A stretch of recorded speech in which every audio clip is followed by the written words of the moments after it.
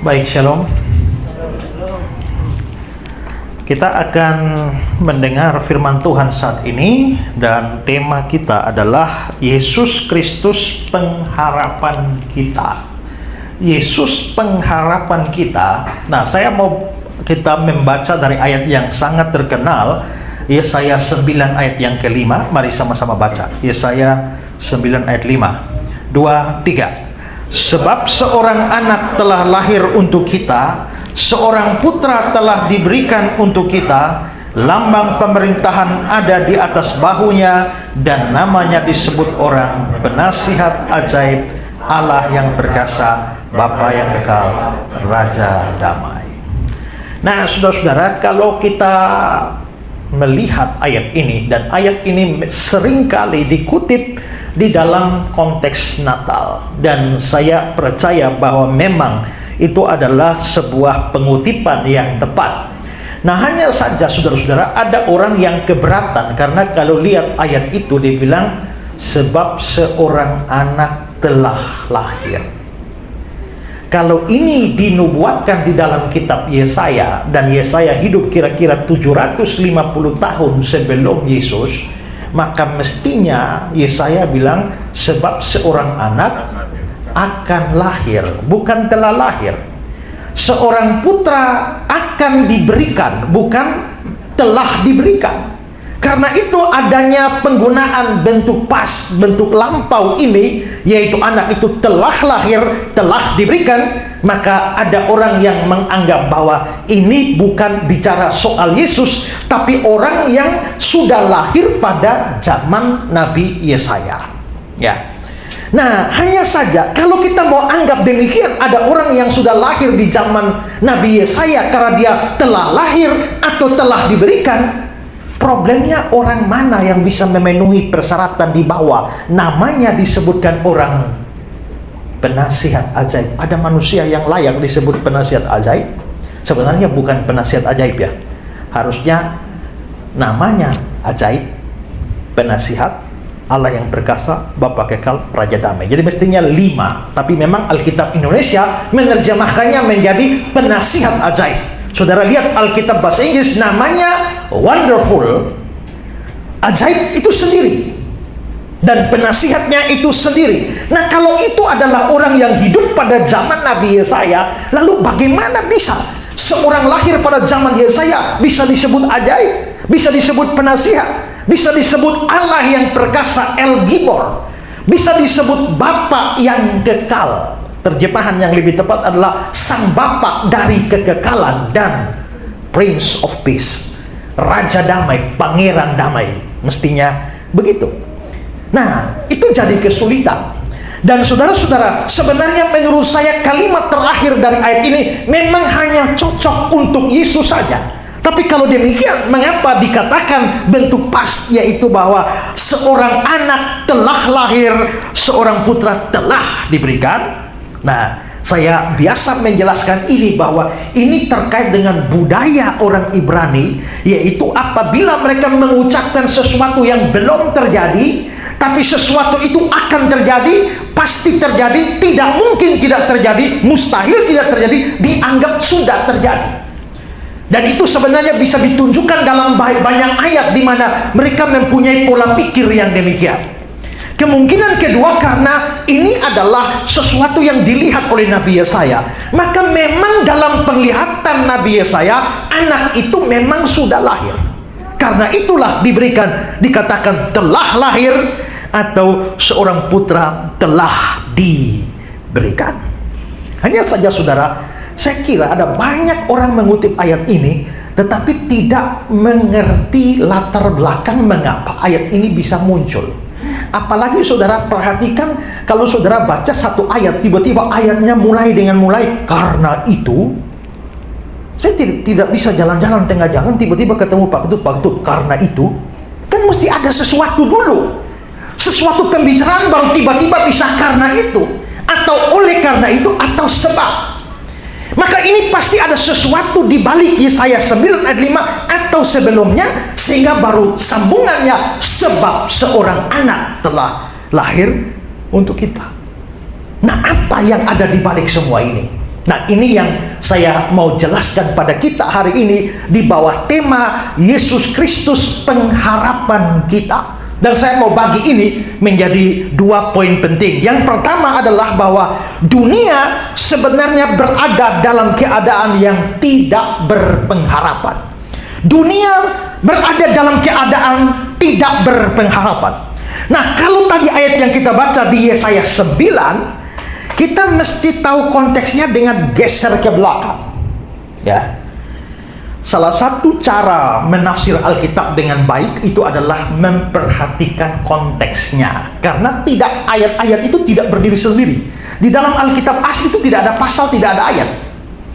Itu ditambahkan oleh lembaga Alkitab untuk memudahkan kita baca. Ada ayatnya. Kalau tidak ada ayatnya, pendeta bilang, mari kita buka kitab Mazmur. Pendeta sudah selesai khotbah, kita juga belum ketemu Mazmur berapa kan? Maka dipasang pasal ayat. Tapi kendalanya begitu ada pasal, ada ayat, orang selalu berpikir hanya pasal itu, hanya ayat itu, lupa lihat ke belakang. Nah, maka ini bagian ini harus dimengerti dari satu pasal sebelumnya, yaitu di dalam pasal 8 kitab Yesaya. Nah, sebelum jelaskan ini, saya kasih gambaran kita supaya kita paham dulu ya. Setelah kan habis Musa sambung Yosua, habis Yosua sambung hakim-hakim, pemerintahan atas Israel ya. Musa, Yosua, hakim-hakim. Setelah itu salah satunya adalah Samuel. Setelah Samuel masuk zaman kerajaan. Zaman kerajaan makanya Saul jadi raja pertama. Setelah Saul jadi raja pertama masuk Daud. Setelah Daud masuk Salomo. Maka setelah Salomo mati, kerajaan Israel pecah bagi dua. Yang satu disebut kerajaan utara, pakai nama Israel tetap, ibu kotanya Samaria. Yang itu ada 10 suku Israel di sana. Lalu yang 2 suku, yaitu suku Yehuda dan suku Benyamin, mereka menamakan diri kerajaan selatan atau kerajaan Yehuda. Dari Yehuda ini nanti turun Yahudi.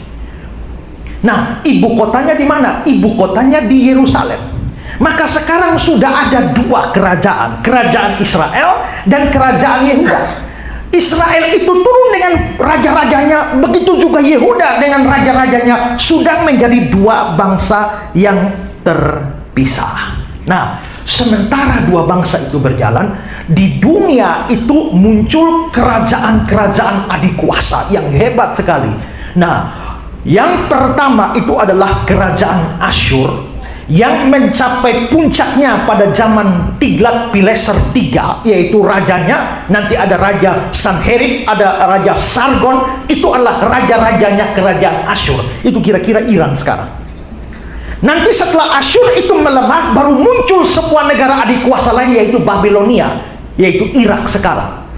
Jadi sementara bangsa Israel dan Yehuda itu hidup, juga Yehuda atau Asyur dan Babilonia itu juga sedang berkuasa. Nah, waktu kerajaan Israel dan Yehuda ini hidup bersama, salah satu kelemahan dari 2 bangsa ini adalah penyembahan berhala. Mereka selalu saja, makanya Tuhan larang mereka itu berkaitan dengan bangsa lain. Karena kalau orang Yehuda, orang Israel berhubungan dengan bangsa A, pasti dewanya bangsa A mereka sembah juga.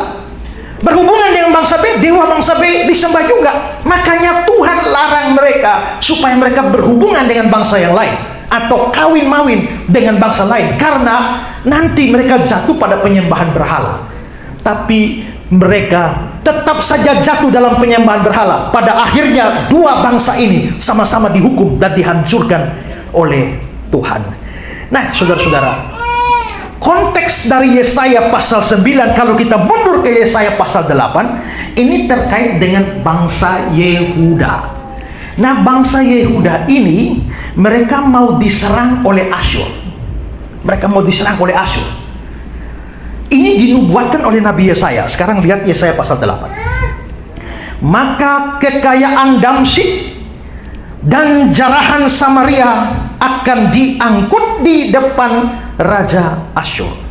Sebab itu sesungguhnya Tuhan akan membuat air sungai Efrat yang kuat dan besar meluap-luap atas mereka, yaitu Raja Asyur dengan segala kemuliaannya, Air ini akan meluap melampaui segenap salurannya dan akan mengalir melampaui segenap tebingnya serta menerobos masuk ke Yehuda ibarat banjir yang meluap-luap hingga sampai ke leher, dan sayap-sayapnya dikembangkan akan menutupi seantero negerimu, ya Immanuel. Jadi maksudnya Raja Asyur itu dari sungai Efrat sana, itu seperti sungai Efrat lagi banjir besar menghantam bangsa Yehuda sampai ditutupi semuanya dengan air.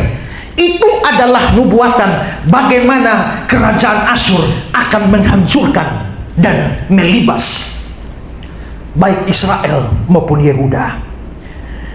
Tapi kenapa Tuhan mengizinkan orang Asyur menyerang Yehuda? Apa alasannya? Di ayat 6 dan 8, Yesaya pasal 8. Oleh karena bangsa ini telah menolak air Siloah yang mengalir lamban. Jadi salah mereka apa? Menolak air Siloah yang mengalir lamban. Itu salahnya. Apa itu? Nanti sebentar saya jelaskan. Itu salah pertama itu. Menolak air Siloah yang mengalir lamban. Yang kedua adalah dan telah tawar hati terhadap Resin dan anak Remalia. Karena salahnya itu, maka sebab itu sesungguhnya Tuhan akan membuat air sungai Efrat yang kuat besar meluap-luap atas mereka, yaitu Raja Asyur dengan segala kemuliaannya. Air meluap melampaui segenap salurannya, mengalir melampaui segenap tebingnya, serta menerobos masuk Yehuda. Jadi itu berarti Tuhan pakai bangsa Asyur untuk menyerang Yehuda karena dua kesalahan. Pertama apa? Menolak air Siloah. Kedua,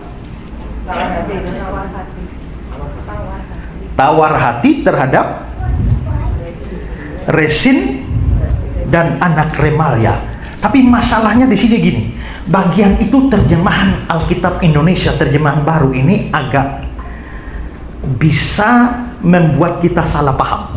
Apa maksudnya tawar hati terhadap Resin dan Remalia, anak Remalia? Nah, saya kasih terjemahan Indonesia sehari-hari supaya kita lebih paham. Alkitab Indonesia sehari-hari bilang begini, bangsa ini menolak air yang tenang dari anak sungai Siloah. Itu dosa pertama. Dosa kedua, senang dengan Raja Resin dan Raja Pekah. Tadi dibilang anak Remalia karena Pekah ini anaknya Remalia.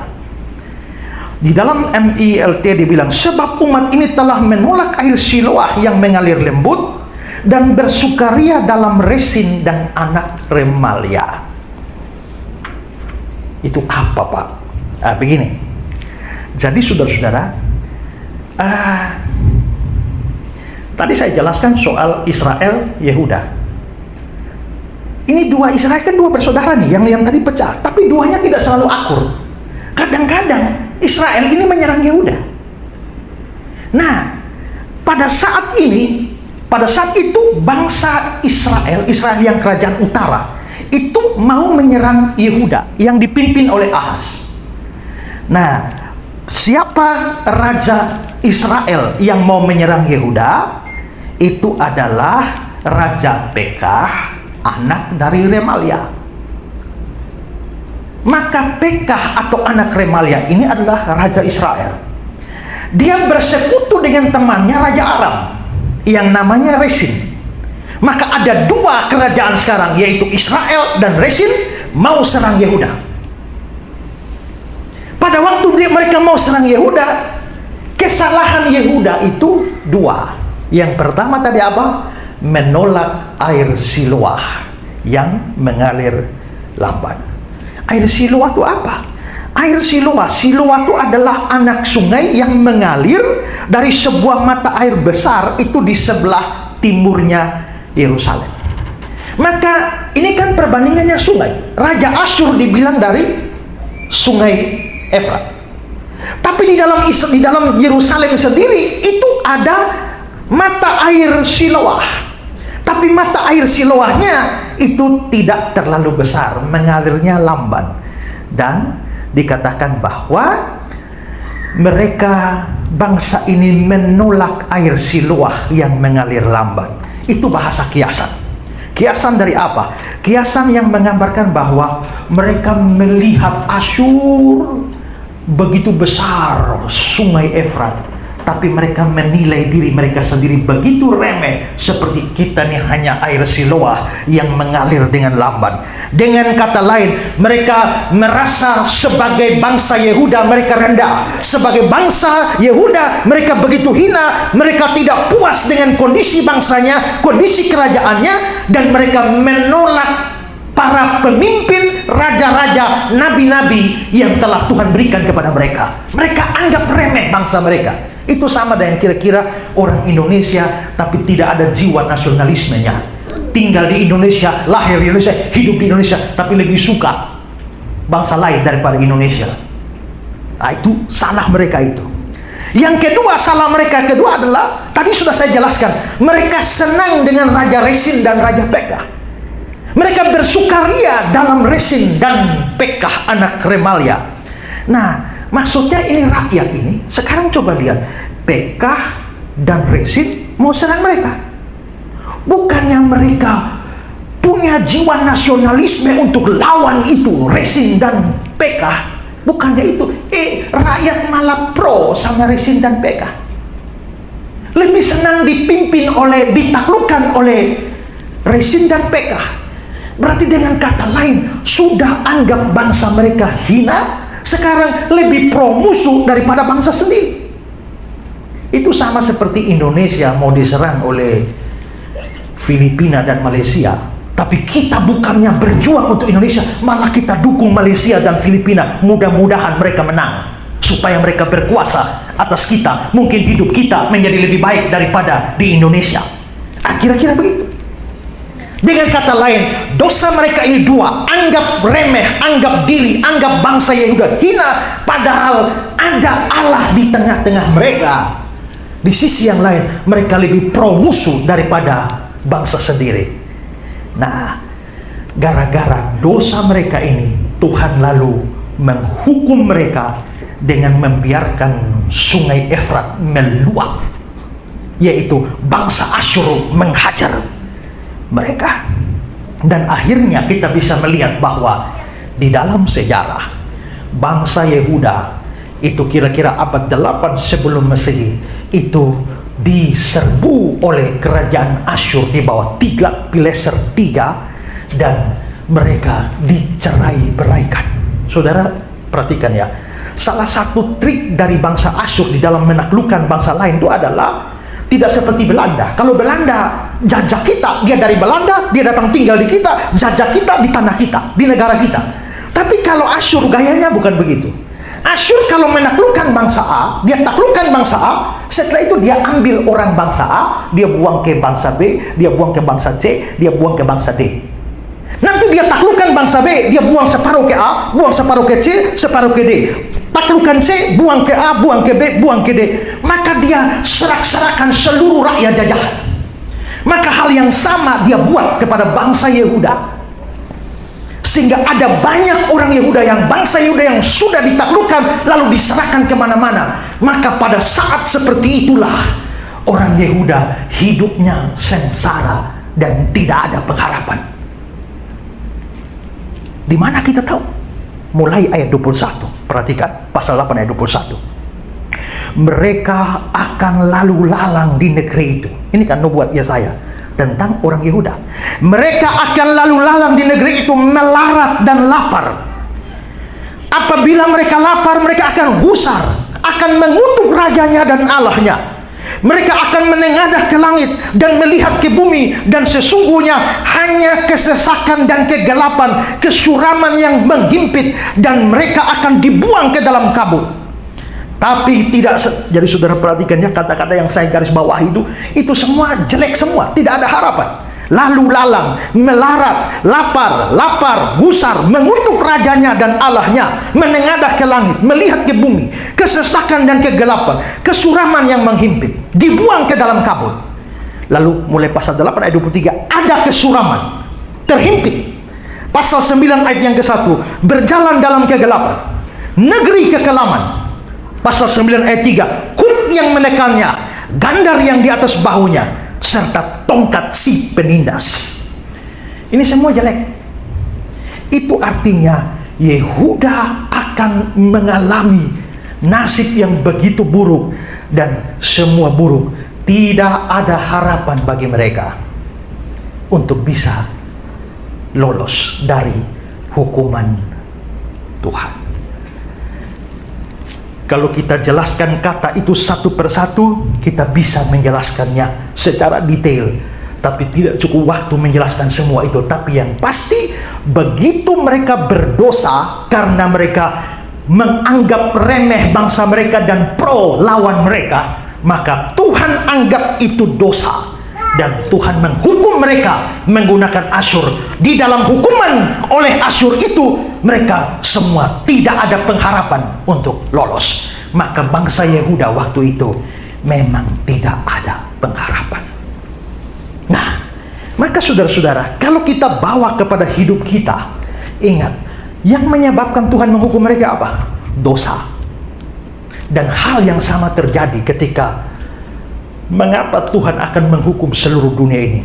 Karena seluruh dunia sedang berdosa. Intinya apa? Bagi orang yang berdosa, dia tidak punya pengharapan untuk lolos dari hukuman Tuhan Allah. Tidak bisa. Maka siapapun yang berdosa pasti dihukum. Kenapa? Tuhan itu Tuhan yang adil. Di dunia ini banyak tidak adilnya. Orang yang bersalah tidak dihukum, yang tidak bersalah bisa dihukum. Saya nggak tahu itu ceritanya Jessica sama Mirna tuh bagaimana tuh ceritanya nanti. Tapi yang kalau Jessica tidak salah, seandainya, kasihan banget ya. Tidak salah tapi menderita bertahun-tahun lamanya dalam penjara. Kalau itu terjadi, itu ketidakadilan. Di dunia banyak tidak adilnya. Yang bersalah tidak dihukum, yang tidak bersalah malah dihukum. Tapi Tuhan Allah itu tidak mungkin tidak adil. Dia adil. Maka yang bersalah pasti dihukum. Siapa yang layak dihukum? Kalau orang punya dosa minimal 1. Jadi tidak perlu tunggu dosa banyak baru dihukum. 1 dosa itu sudah layak masuk neraka. Karena firman Tuhan bilang, upah dosa ialah, bukan upah dosa-dosa, bukan jamak, tunggal. Upah dosa, 1 dosa itu sudah harus dihukum oleh Allah. Allah itu panjang sabar, besar kasih setianya, tapi dia tidak sekali-kali membebaskan dari hukuman orang bersalah. Nah, apakah di hadapan hukuman Allah ini ada harapan bagi manusia untuk bisa lepas dari hukuman Allah? Tidak ada. Saya selalu mengatakan, di mana-mana saya mengajarkan bahwa tidak ada cara melepaskan. Manusia di dunia ini mencoba melepaskan diri dari hukuman Allah minimal dengan 2 cara. Pertama, dengan berbuat baik. Mereka pikir dengan berbuat baik mereka bisa lolos dari hukuman Allah. Dengan beramal saleh, dengan hidup sebaik mungkin, mereka bisa lolos dari hukuman Allah. Tapi tidak bisa. Mengapa? Karena syarat dihukum Allah adalah dosa 1. Jadi 1000 kali dia punya kebaikan, tapi asal dia punya 1 dosa, dia tetap harus dihukum. Maka tidak mungkin ada orang bisa lolos dari hukuman Allah dengan mengandalkan perbuatan baik. Apalagi kitab suci berkata, dari sudut pandang atau dari perspektif Allah, tidak ada manusia yang berbuat baik. Seorang pun tidak. Roma pasal 3 ayat yang ke-12. Semua orang telah menyeleweng, mereka semua tidak berguna, tidak ada yang berbuat baik, seorang pun tidak. Slide-nya ikut terus lah, jangan terlambat tuh. Terus. Ya. Tidak ada seorang pun yang berbuat baik, seorang pun tidak. Maka itu berarti tidak ada satu orang pun berbuat baik.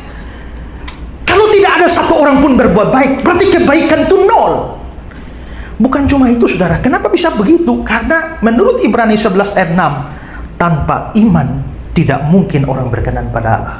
Dan di dalam kitab suci, iman dibicarakan di sini, iman kepada Kristus. Maka tanpa iman kepada Kristus tidak mungkin orang berkenan kepada Allah.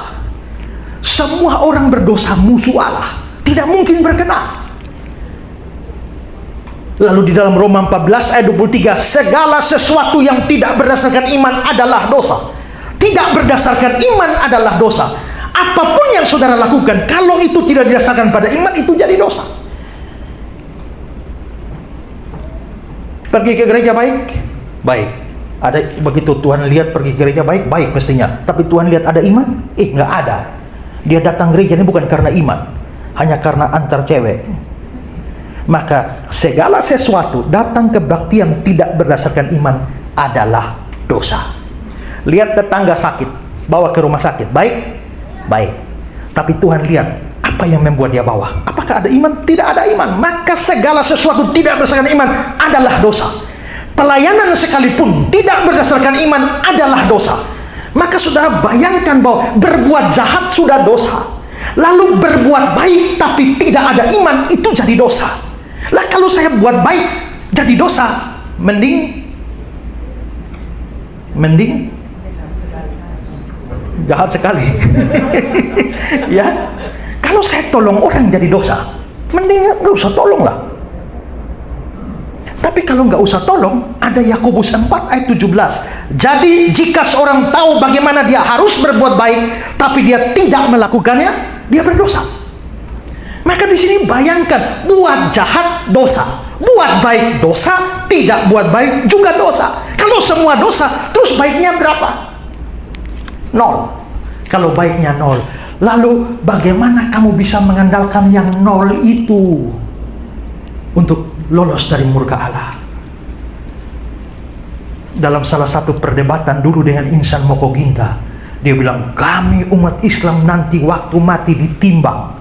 Kalau baik lebih banyak masuk surga, kalau jahat lebih banyak masuk neraka. Lalu saya tanya, kalau sama berat? Dan sebenarnya tidak ada orang bisa sama berat. Kalau orang jujur dengan diri sendiri, dia akan sadar bahwa dosanya lebih banyak. Kalau dia masih merasa baiknya lebih banyak, mungkin dia tidak mengerti apa itu dosa. Karena dosa bukan hanya soal perbuatan. Dosa bahkan di dalam pikiran, di dalam perasaan, di dalam motivasi, itu bisa dosa. Karena orang bisa berbuat baik dengan motivasi yang jelek. Ya, orang bisa melayani dengan motivasi jelek. Bahkan pendeta berkhotbah pun bisa motivasinya jelek. Kenapa? Supaya dapat bayaran banyak. Makanya sekarang muncul pekerjaan jadi calo pengkhotbah. Ada orang-orang yang punya relasi dengan gereja banyak. Caranya dia cuma nawar-nawar pendeta ke gereja-gereja, tapi ada perjanjian 70-30. Kalau dapat 1 juta, dia sebagai calo dapat 300, pendetanya 700. Saking ada pendeta yang ingin dicaloin, dia bilang, kalau saya 50-50. Maka bahkan dalam kegiatan yang paling baik, paling mulia, memberitakan firman, orang bisa motivasi salah.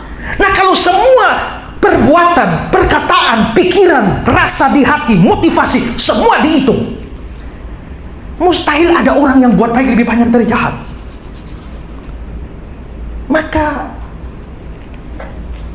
kalau jujur ditimbang, pasti jahat lebih banyak, dosa lebih banyak. Lalu ada harapan apa orang bisa selamat dengan berbuat baik? Mustahil. Kedua, orang juga bisa berpikir bahwa dia mungkin bisa lolos dengan berhenti berbuat dosa. Saya orang berdosa akan dihukum. Seandainya saya berhenti berdosa, pasti saya nggak dihukum. Saya mencuri, saya pasti dihukum oleh Tuhan. Kalau saya berhenti mencuri, pasti Tuhan tidak jadi hukum saya. Saya pemabok, saya pasti dihukum Tuhan. Tapi kalau saya berhenti mabok, Tuhan pasti tidak hukum saya. Tidak begitu.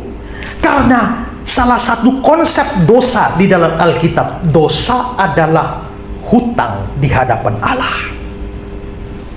Opelema, kesalahan. Ampunilah kami akan kesalahan, opelema kami. Ampunilah kami akan hutang kami, seperti kami juga mengampuni orang yang berhutang kepada kami. Dari bahasa asli begitu. Berarti dosa itu hutang. Dan kita semua tahu, hutang tidak bisa diselesaikan dengan berhenti hutang. Ya, saya berhutang kepada Ibu Yuni 100 juta. Oke, minggu berikut lagi 100 lagi, 200, minggu berikut 300, marah-marahlah. Ini sudah 500 juta. Saya bilang jangan marah-marah. Saya janji dah, mulai sekarang saya bertobat, tidak utang lagi. Selesai masalah. Begitu? No. Utang tidak bisa selesai dengan berhenti utang. Utang harus bayar. Nanti berhenti utang nomor 2. Nomor 1 bayar utang dulu. Ya. Berhenti berdosa itu nomor 2. Nomor 1 bayar dulu dosamu, hutang dosamu. Bayar pakai apa? Pakai nyawa. Karena upah dosa ialah maut. Nah, kalau bayar pakai nyawa terus mati, nah terus apa artinya? Maka ada pendosa, dia pasti dihukum oleh Allah. Dia berhenti berdosa, dia tetap dihukum oleh Allah. Dan tidak ada orang bisa membayar seluruh hutang dosa. Kalau dia berbuat baik, tidak bisa menutupi dosanya dan hukuman dari Allah. Berhenti berdosa juga tidak bisa. Lalu apa yang bisa diandalkan supaya bebas dari hukuman? Tidak ada. Maka sebenarnya seluruh dunia sedang tanpa pengharapan. Orang biar beragama sebenarnya tanpa pengharapan untuk diselamatkan. Dunia tanpa pengharapan. Lalu bagaimana selanjutnya? Yang kedua, ada pengharapan ketika Natal terjadi. Kristus datang. Tadi waktu kita baca ayat-ayat yang Yesaya 8 itu jelek-jelek semua ya. Tidak ada pengharapan. Tapi sekarang mari kita lihat lagi. Yesaya pasal 8 mulai ayat 23. Tetapi tidak selamanya akan ada kesuraman. Wah, mulai bagus ya. Tidak selamanya akan ada kesuraman. Terus, saudara lihat kata-kata yang saya garis bawahi saja. Dia akan memuliakan jalan ke laut. Ini ada kaitannya dengan Galilea ya, dalam Matius pasal 4. Pokoknya ada kata-kata dia akan memuliakan. Lalu di pasal 9 ayat 1, telah melihat terang yang besar. Mulai ada harapan. Ujungnya ayat 1, terang telah bersinar. Wow, ada harapan. Ayat 2, banyak sorak-sorai. Ada harapan. Berikutnya, sukacita yang besar. Berikutnya, telah bersukacita. Berikutnya, bersorak-sorai. Lalu ayat 3, kuk yang menekannya dan gandar yang di atas bahunya serta tongkat si penindas telah kau patahkan. Beritanya buruk apa baik? Baik ya. Yang pertama tadi berita buruk. Yang sekarang kok baik? Nah, lihat konteksnya perang. Aram dan Israel mau perang melawan Yehuda. Tapi karena dosa Yehuda, Asyur datang. Jadi ini rangkaian perang. Orang perang itu pasti perlu tentara, perlu pasukan, perlu peralatan perang. Tapi sekarang saudara lihat ayat 4. Sebab setiap sepatu tentara yang berderap-derap dan jubah yang berlumuran darah akan menjadi umpan api. Maksudnya tidak dipakai perang lagi. Sepatu tentara yang berderap-derap, jubah yang berlumuran darah di dalam perang itu sekarang tidak dipakai perang lagi, sudah pakai umpan api. Artinya apa? Artinya waktu mereka mau masak itu sudah dipakai kayak kayu bakar saja. Itu berarti bahwa perang sudah berhenti dan sekarang masuk zaman damai. Maka setelah rentetan hal yang baik ditutup dengan sebuah zaman damai di mana perang tidak ada lagi. Sukacita sudah datang, sorak-sorak sudah datang ya. Banyak orang yang telah bersukacita, sekarang terang telah bersinar, sekarang telah terbit terang, ada harapan. Nah, kalau begitu saudara, tadi jelek semua, tanpa harapan, tiba-tiba berubah jadi harapan dan damai. Penyebabnya apa sih? Ayat 5. Sebab seorang anak telah lahir bagi kita. seorang putra diberikan bagi kita. Berarti keadaan berubah dari tidak berpengharapan menjadi pengharapan itu penyebabnya satu, yaitu anak ini lahir. Itu konteksnya. Bagaimana kalau anak ini tidak lahir? Terus jelek, tidak ada harapan. Tapi begitu anak ini lahir, ada harapan. Kenapa? Bukankah anak ini ajaib? Bukankah anak ini penasehat? Bukankah anak ini Allah yang perkasa? Bukankah anak ini sang Bapa dari kekekalan? Dan bukankah anak ini Pangeran Damai, Raja Damai? Wow, kualifikasi yang dimiliki anak ini memungkinkan dia mengubah keadaan yang tak berpengharapan itu menjadi berpengharapan. Maka sebenarnya titik balik dari sejarah dunia yang tidak berpengharapan itu pada anak ini. Maka kita boleh berkata Yesus Kristus itu memang adalah harapan dunia. Yesus itulah pengharapan kita. Maka ayat itu sebenarnya menjadi satu nubuatan tentang kedatangan Mesias atau Kristus, di mana dia akhirnya menjadi pengharapan bagi dunia ini. Natal terjadi 2000 tahun yang lalu. Kita bersuka cita dan harus bersuka cita. Tadi WR bilang kita harus rayakan. Kenapa? Ya karena itu momen ada harapan. Kita menyanyi-menyanyi dari ada kata-kata penebus keluar, ada kata-kata juru selamat keluar. Maka memang anak yang dilahirkan itu juga juru selamat, dia penebus. Maka begitu dia menebus, dia jadi juru selamat, dia Raja Damai. Pengharapan itu datang, ya. Maka banyak ayat kitab suci bicara Yesus itu pengharapan.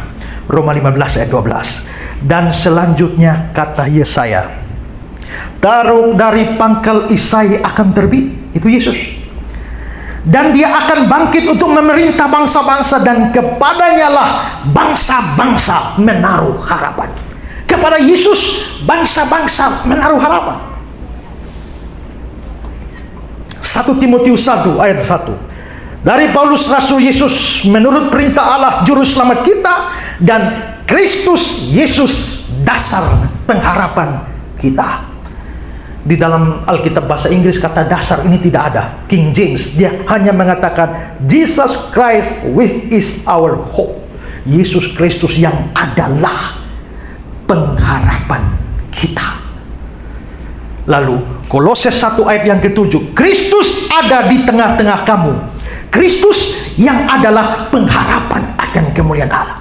Saudara, 3 ayat ini berkata bahwa Kristus adalah pengharapan, bukan Kristus membawa pengharapan.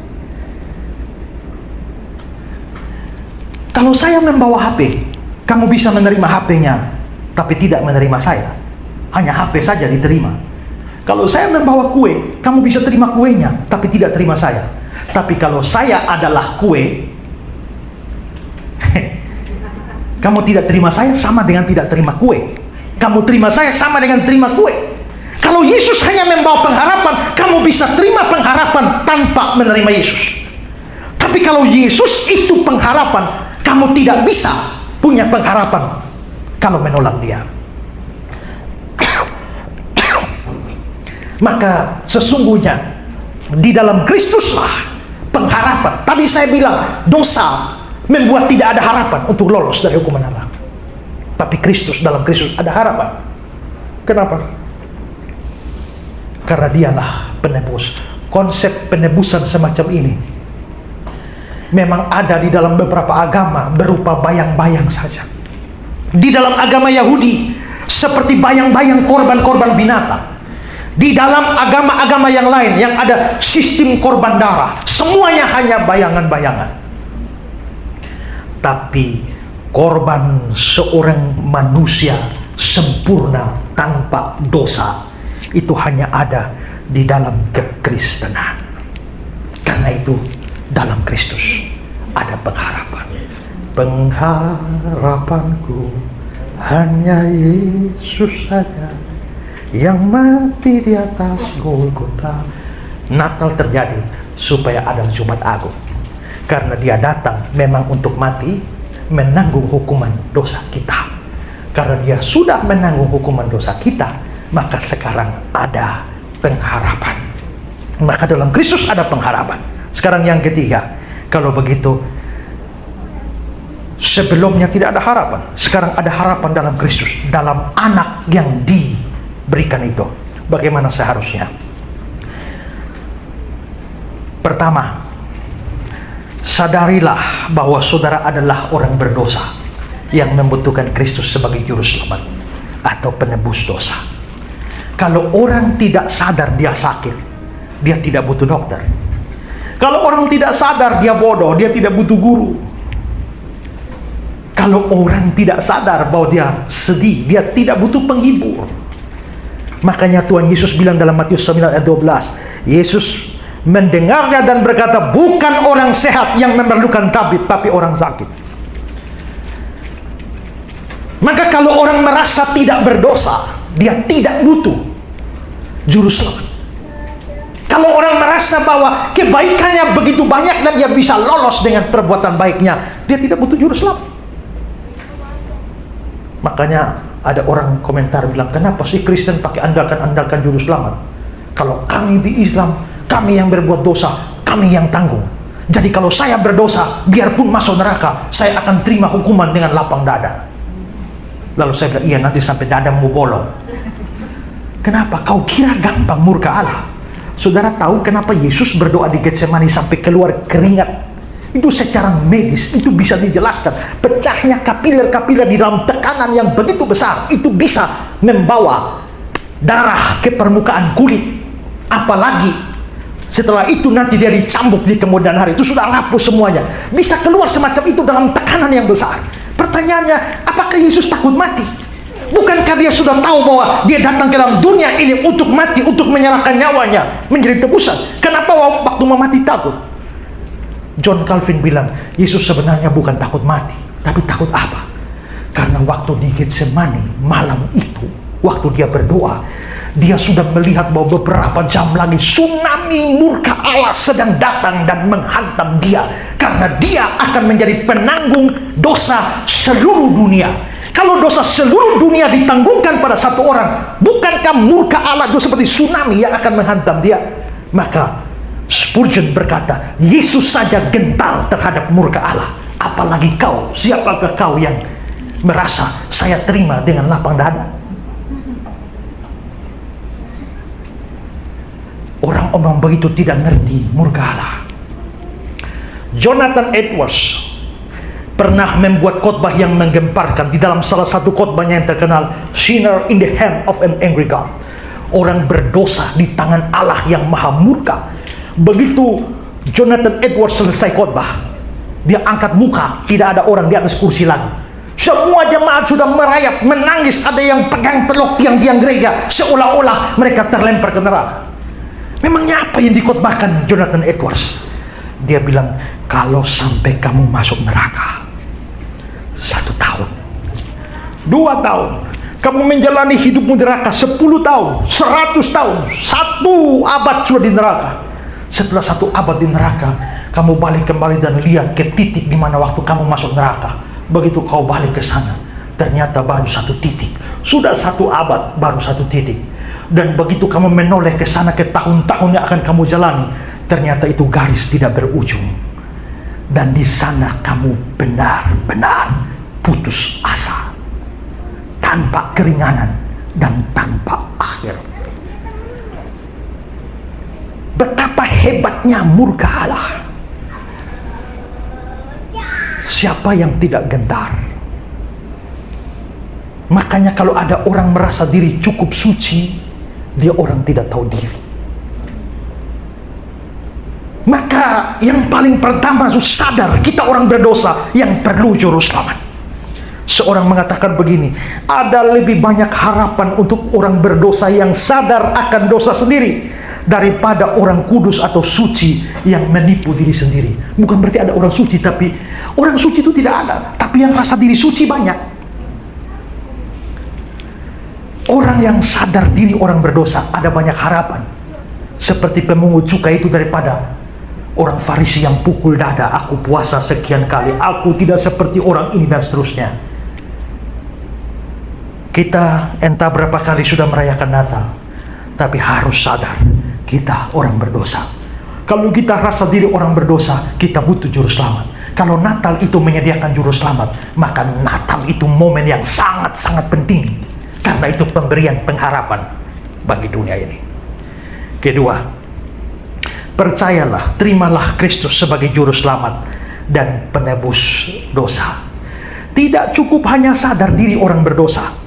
Tidak cukup hanya sekedar tahu, sekedar mengerti secara intelektual bahwa Yesus adalah juru selamat. Tidak. Saudara dan saya harus benar-benar percaya kepada Dia, satu-satunya juru selamat dan Tuhan. Tidak ada manfaat merayakan Natal tanpa memiliki Kristus. Karena untuk apa happy-happy waktu Natal, mati masuk neraka? Untuk apa pesta Natal, nanti sengsara yang kekal? Thomas Merton bilang begini, hanya ada sedikit gembala di Bethlehem yang pertama. Lembu dan keledai itu lebih mengerti tentang hari Natal yang pertama daripada para imam besar di Yerusalem. Dan hal itu sama sampai hari ini. Maksudnya apa? Gembala-gembala di Bethlehem, di padang itu, dengan lembu domba mereka mengerti arti Natal daripada imam besar yang hafal ayat. Begitu Herodes tanya di mana Mesias akan dilahirkan, langsung hafal, di Bethlehem di Yehuda sebab beginilah, langsung kutip Mika 5 ayat 1, lancar sekali. Tapi apakah ada mereka yang pergi menyambut Kristus? Minimal tanya kek? Tidak ada. Maka Merton berkata, gembala-gembala dan kambing domba mungkin lebih mengerti Natal daripada imam-imam. Maka imam-imam itu rohaniwan. Dan itu berarti bahwa orang jadi rohaniwan belum tentu orang sungguh-sungguh percaya Yesus. Karena itulah maka Natal tidak ada artinya kalau kita tidak terima Dia sebagai juru selamat kita. Yang belum terima Yesus sebagai juru selamat harus terima. Yang sudah harus bersyukur tak ada habisnya. Karena apa artinya isi dunia ini kalau kamu kehilangan nyawa? Seorang berkata begini, Natal dimulai di hati Allah, dan itu lengkap atau sempurna hanya pada waktu itu mencapai hati manusia. Gemuruhnya, meriahnya Natal tidak ada manfaat kalau itu dimulai di hati Allah yang mengasihi dunia ini, tapi itu tidak mencapai hatimu. Itu tidak ada manfaat. Kalau saudara percaya Kristus, saudara punya pengharapan itu. Dan pengharapan itu bukan hanya sekadar moga-moga, mungkin, insya Allah, kemungkinan besar. Tapi itu pasti. Tapi kalau orang mengabaikan Kristus, tidak punya Kristus, tetap menolak Kristus, tidak punya harapan. Karena orang banyak pikir punya pengharapan, punya Allah, tapi tolak Kristus. Gak bisa. Saya selalu bilang begini, ya, bahwa Yesus itu anak Allah, walaupun tidak dalam pengertian biologis. Tapi Alkitab menyebut Yesus itu anak Allah. Aneh sekali. Coba kalau saudara, orang hargai saudara, tapi tidak hargai anak saudara. Pak Ketut pergi ke rumah saya bawa anak-anaknya. Saya ini menghormati Pak Ketut luar biasa. Tapi sementara itu saya ngobrol dengan Pak Ketut, Ibu Yuni saya hargai. Anak-anaknya naik di sofa dan meja, lalu saya mulai melihat dengan mata penuh ancaman. Tapi Pak, mari makan, mari Bapak. Tiba-tiba ini anak-anak kurang ajar, biadab ini anak. Ibu, mari makan. Saking saya hormat, mari makan. Tapi tiba-tiba itu anak-anak saya pergi sana, tok, bocor di sini. Pak, mari makan, makan Bapak. Habis itu anak saya satu banting satu ke lantai lagi. Apakah saya menghormati dua orang ini? Sedangkan anaknya saya ajar seperti itu.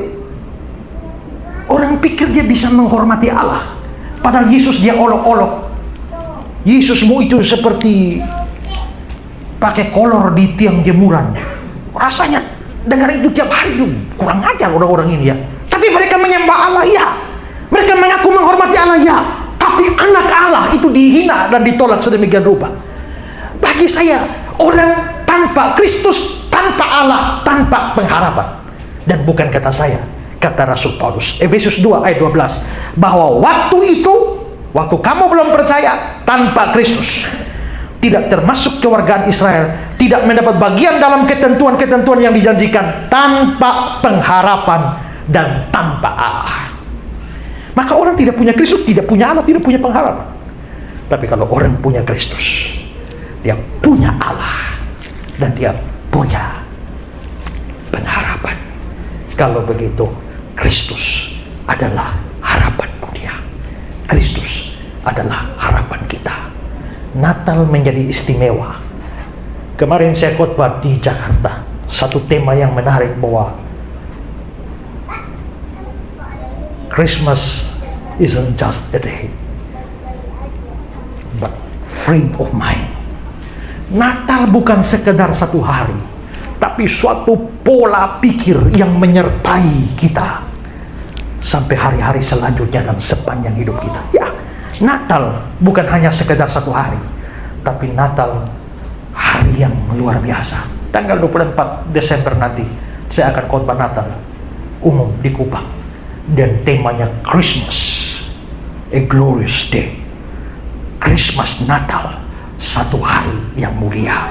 Kenapa Natal adalah hari yang mulia? Nanti baru dengar khotbah saya 24 Desember. Setelah saudara kebaktian sini baru dengar. Ya, kalau begitu kita bersuka cita, surga bersuka cita, bumi bersuka cita. Saya senang lagu tadi itu. Bersama malaikat di surga. Tanggal 25 Desember pagi saya akan khotbah Christmas and Angels, Natal dan para malaikat. Ada apa dengan para malaikat? Kok sibuk sekali waktu Natal? Silakan dengarkan khotbah itu nanti. Tapi yang pasti kita bersuka cita. Natal adalah hari di mana dunia mendapatkan pengharapan. Dan pengharapan itu ada karena atau sebab seorang anak telah lahir bagi kita, seorang putra telah diberikan bagi kita. Selamat Natal, Tuhan memberkati kita. Amin. Saya mau kasih kesempatan saudara sendiri-sendiri bersyukur kepada Tuhan. Kalau saudara belum percaya Yesus, buka hatimu, terima Yesus sekarang. Tapi kalau sudah, saudara bersyukur karena saudara punya pengharapan dalam Kristus.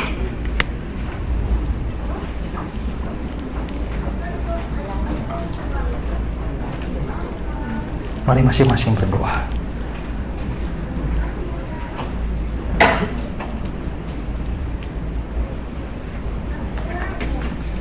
Bersyukur, bersyukur, bersyukurlah, bersyukur karena kasih setiamu.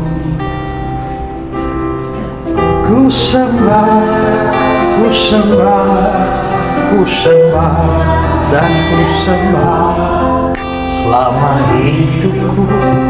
Ku sembah, bersyukur, bersyukur, bersyukur, bersyukur,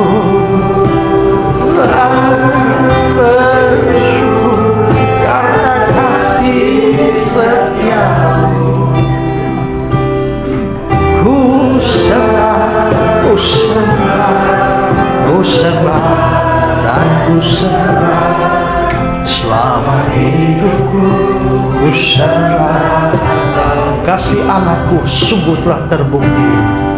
Kasih Allahku sungguh telah terbukti. Ketika dia serahkan anaknya, ketika dia serahkan anak. Kasih Allah, kasih Allah mau berkorban bagi kau. Tak ada kasih seperti kasih. Sekali lagi, kasih Allahku sungguh tak terbukti. Kasih Allahku dia serahkan anaknya, ketika dia serahkan anak, kasih Allah mau berkorban. Allah mau berkorban bagi kau dan tak ada kasih, tak ada kasih. Bersyukur, bersyukur, bersyukur, bersyukur, bersyukur, bersyukur karena kasih setia. Ku sembah, ku sembah, ku sembah, ku sembah, ku sembah, selama hidupku ku sembah. Ambil saat teduh sejenak masing-masing. Kalau saudara ada yang belum pernah sungguh-sungguh buka hati untuk Tuhan Yesus, hari ini undang Tuhan Yesus pengharapan itu masuk dalam hati saudara. Kalau sudah, minta terima kasih karena saudara mendapatkan pengharapan dalam kekekalan di dalam Kristus.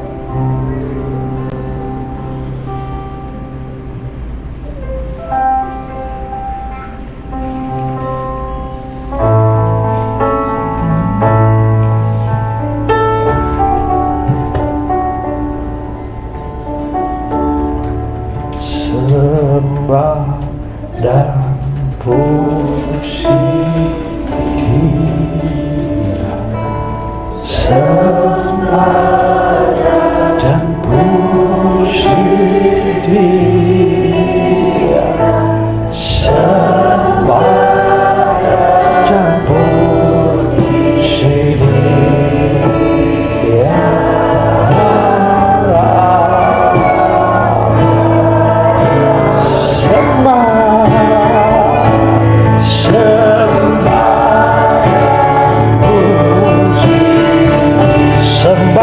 Puji Dia dan puji Dia, sembah dan puji Dia, sarah. Sekali lagi, sembah dan puji Dia, sembah. Sembah dan puji Dia, sembah dan puji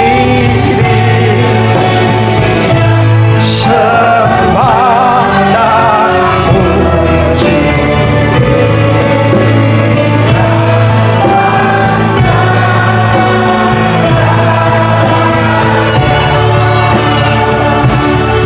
sembah dan puji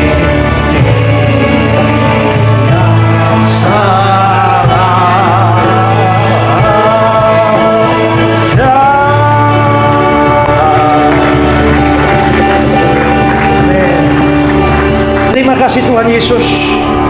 Hari ini kami bersukacita karena kami punya Kristus pengharapan dunia. Amen.